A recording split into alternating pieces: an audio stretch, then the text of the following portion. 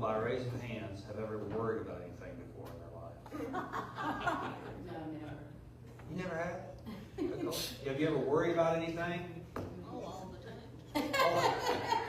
She said, oh, all the time. No, we don't want to worry about things all the time. This lesson's going to be nice a little bit.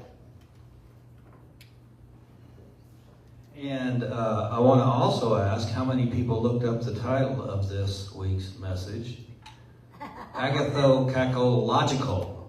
How many people looked it up? Nobody looked it up. Come on, read your email, people. I looked at it. You looked it up? Good for you. No, I didn't look it up. I wondered. Oh, okay. Well, here's what it means. No, he saw the newsletters, what he's saying. Okay, there you go. Well, that's good. You wondered at least, but we, sometimes I have to look some stuff up. Agathokakological. It's what it says, and it is composed. What the meaning of it is composed of both good and evil. So, would you say? I know this is. I'm going to quit asking questions here in a minute, but would you say that most people think this about either themselves or other people, composed of both good and evil? I'd say most of Christianity, most of humanity probably thinks this, don't they? Well, maybe even some of them even take out the good, believe it or not. I think that'd be stupid, but some people would probably. Think of some people that is just evil. But anyway, this is a falsehood of humanity. Because some things are our body, our self, our spirit, of course, is not composed of both good and evil. But many times in this human part of life, we think and we compare things that are not true. And many times they don't even exist at all, the things that we compare. Let's think about that for a minute. What do we compare in life? Well, first of all, we're going to start out with the easy one in a way. Well, for me, and I think for all of y'all, if you think about it, social media posts. I don't know if you posted anything about a vacation or something, or how your family's doing on social media or not. But do you put up the ugly pictures where the kid's crying and everybody's having a bad time and all this stuff? No, we usually don't, do we? We usually put in there the nice pictures where you're having so much fun. Oh, look at this ritzy place we're staying at. Oh, it's so nice that we're so blessed. And even though we put that up, and that's good that we put it up because we want to emphasize the fun that we had, but it isn't the whole picture, is it? And it's not the whole picture because we didn't put up the whole picture. In fact, that would be obviously impossible. That was loud. They're all loud, sweetheart. I want them to work. Okay, but that's too loud. Okay, well, I can pull it back a little bit if you want me I tried to. that, but it didn't work. Anyway, no, I can pull it back. So, yeah, please. That would be good. Okay. It's too loud. All right, you got it now? Is it okay? Or is it too loud still? No. All right, I'll hold it right there then. Usually I rest it on my chin because I don't want it to move, but I'll hold it here as level as I can. But back to social media posts. We put in all sorts of things there. Usually the best thing that's going on in our life. Not always, though. A lot of people say, oh, woe is me, right? I mean, I'm sure that you have those folks, too, that you have in your life. My son's one of them sometimes. So anyway, I don't know. I guess the idea there is to look for some type of, I don't really want to use the word sympathy, but that's what I'm going to use because that's all I can think of right now. But social media posts, when we put them out there, aren't the whole story, are they? And they don't tell everybody the whole things, both either good or evil, if you want to believe in evil. So that's not true. In fact, one thing else I want to say about social media is that a lot of people, especially the people being raised in school now, they have to know all this stuff. But the issue has come up quite often is that they think that is always correct, that that's 100% true. Francie, I was half glad and half not glad when Francie asked the boys the other day who they trust.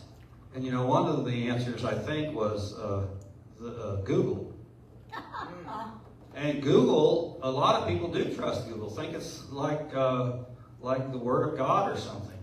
It used to be not too long ago, a few years back, that Wikipedia had that notion that everybody thought that they were true. And at first they really were trying to get everything right.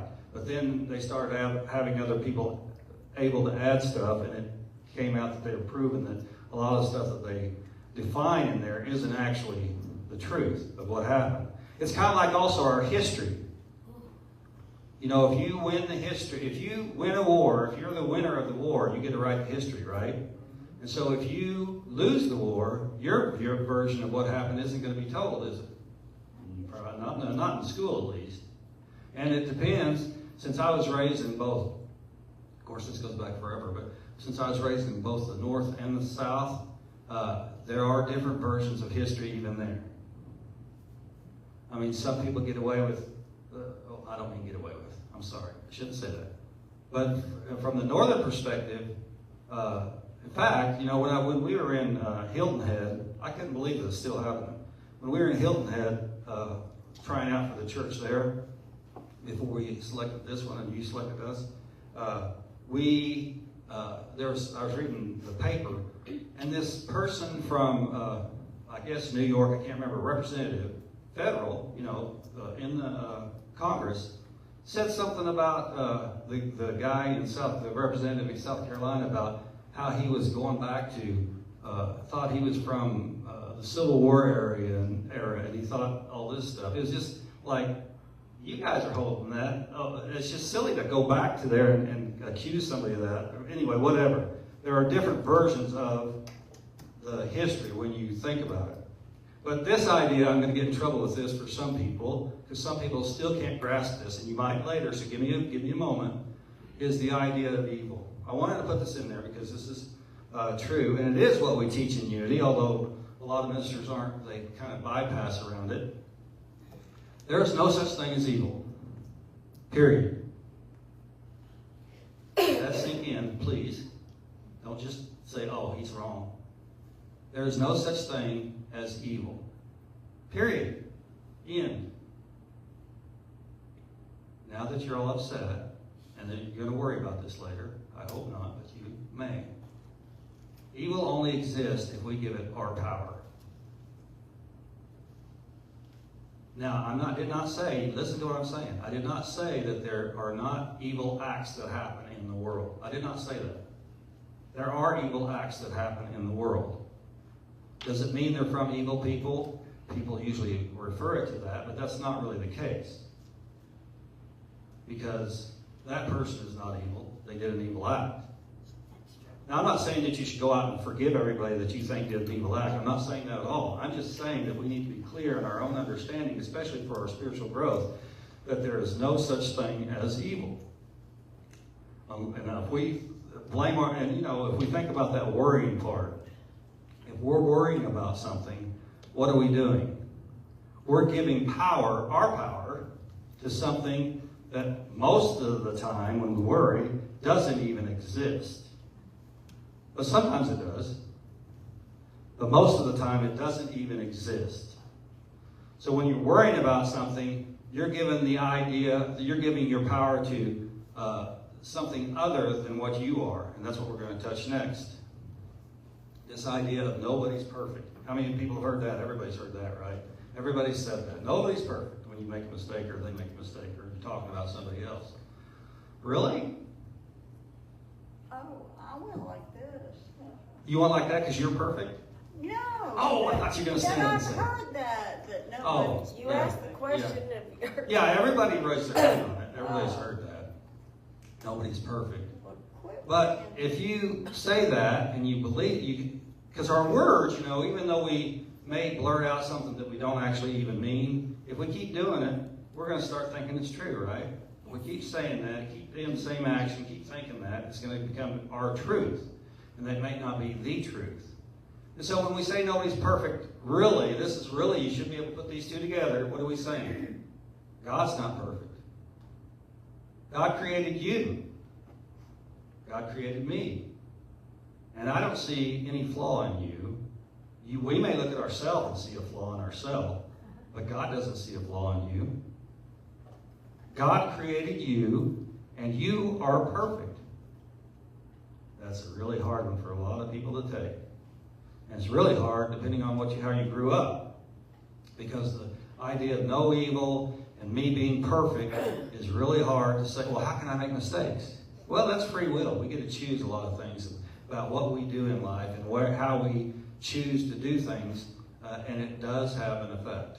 There's a cause and effect to everything. So we have to quit saying that nobody's perfect, because you are perfect. Now, if you want to say nobody's perfect except me, and I'm saying you say it, not me, although I'll say it for myself, nobody's perfect except me. I won't say nobody's perfect. I'll just say I'm perfect. And it's hard to say that sometimes for people. Especially, it depends on where you're at in life and all that stuff. But nobody's perfect. We can get away from that. Because this old saying, I think you'll enjoy me bringing it back up, I hope. We can learn a lot from crayons. Some of them are sharp. Some are pretty. Some have weird names. And all are different colors. But they all have to live in the same box. Sometimes we try to stay with all the colors that we like, don't we? And we never try to venture into the colors that we aren't familiar with. But we don't have to do that. If we live in the same box, sometimes we take ourselves out of the box. And, it's interesting. Now that I brought that up, I thought of something, because we had a school meeting this last week, and they're saying about how, because, we have these, here you have the magnet schools. Well, you have them everywhere, really. But they describe them a little bit different here. And the principal was saying how, and this is just a one-on-one conversation, she said how the magnet schools here teach all the kids how to think out of the box. And she explained that, this round circle is where everybody thinks, and this is the knowledge that we have, and they want them to think out here in a box that's outside of that circle. And I said, well, that's not how we used to know about magnet schools.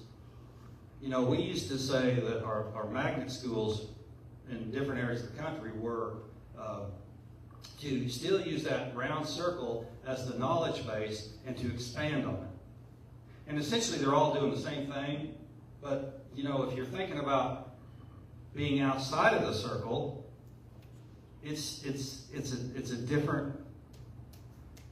I think it would make it harder on somebody, and it would give an excuse for somebody to do something really different. And I'm not saying that they shouldn't do something different, but you have to use the knowledge that you have. And that's why we come to church. One of the reasons we come to church is to use the knowledge we have and build on it, isn't it? I mean, not everybody in here, I'm sure, was raised in unity. And so some of the words that sometimes we use in unity mean something different than what you're used to. Like consciousness, the big one, consciousness. Consciousness does not mean what, if you went to Webster and looked at it, it would probably say something like a state of awareness. But that's not what consciousness, we mean by consciousness really in unity. It's a deeper understanding of your spiritual self. Now, Fillmore, Charles Fillmore, the co-founder of Unity, was very well described it, but in his book sometimes he would not capitalize where he needs to capitalize. So I would always capitalize the C on consciousness when we mean it in our Unity speak. But when you're meaning it just aware, then you could use the lowercase c. But it was funny when I was working at Unity Village, some of the people would send down some things, and I'm trying to figure out what kind of format it was in. It wasn't the Daily Word. It was something else. It was either prayer slips going out or something. But some of them would send it down to my office, because I'd have to clear it and make it for them and all that stuff. And they'd have I, capital I, and then lowercase a-m, I am. Well, in Unity, when we say I am, we are very careful about that, because when we say I am, whatever comes after it is talking about our spiritual self. So we want to be positive in that, right? And so whenever they would send it down like that with a uppercase I and a lowercase a-m, I would always turn it back into I, capital A, capital M, because that's how we usually write it in Unity when we're talking about it. So it would be easier for the reader to know, what we're talking about. So when we learn these things and build upon them, it is easier for us to understand them, I think, when we have a base, when we're coming from a certain base. And when we're not, it's kind of like willy-nilly and not knowing what to believe and what not to believe. But we could learn a lot from crayons, and to have that base and to be able to expand it. Everything in life, believe it or not, everything in life has beauty in it, but we don't always see it. Everything in life has beauty in it, but we don't always see it. Now, we may have a disagreement on whether we think it's beautiful or not, but it has beauty in it for something. In fact, the boys and I were at the rodeo Friday night, and we saw this thing that we had never seen before. Believe it or not, I walked out. Okay, I sat down on the couch right before we were going, and I thought we were going to wait for a minute. So I plugged in my phone to get a little bit extra charge, and then what I did, I walked out without it. So anyway, we were at the rodeo without something to take a picture with, and so it's kind of hard to describe it. This thing looked like a moth, and it was, no kidding, that big. But it really wasn't. What reminds me of right now is it was like a stealth bomber moth. It had, the wings were folded like they were really going fast, but it was staying there. It was on the bleachers, and it stayed there the whole time, the whole couple hours, 3 hours. So it didn't move, but it was the weirdest thing I'd ever saw. And I wish I would have had a picture of it, because I'd like to look up and see what it was.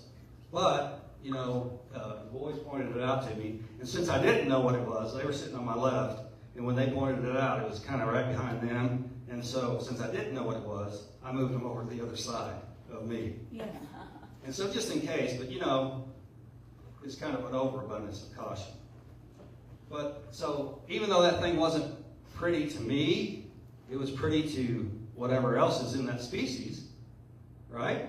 I mean, it wasn't pretty to me, but so what? Everything doesn't have to be beautiful to you, but everything is beautiful, and we don't always see it. In fact, Jim and I were talking before service about, just briefly, about being how different people are raised differently. Not from a family hierarchy perspective, but as far as financial. Jim and I both have experienced, and a lot of us probably have, of it being very, I don't really like using the word poor, but I'm going to use it because that's what it is. Not any money, okay? But, we're also describing what you learn from that. Mm-hmm. And there is a lot of things that you can learn from that. I mean, is it the ideal situation? No. Is it a pretty situation? Not really. But you don't know the difference as a kid. You don't know the difference anyway, right?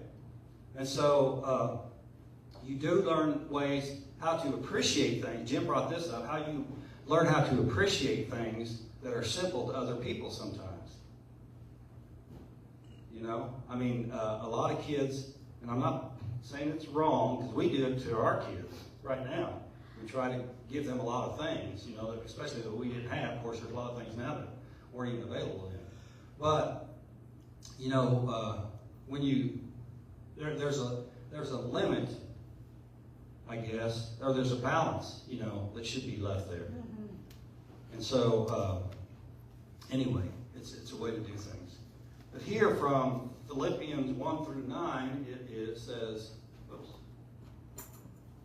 I pray that your love will overflow more and more, and that you will keep on growing in knowledge and understanding. And of course, this was Paul's writing. So,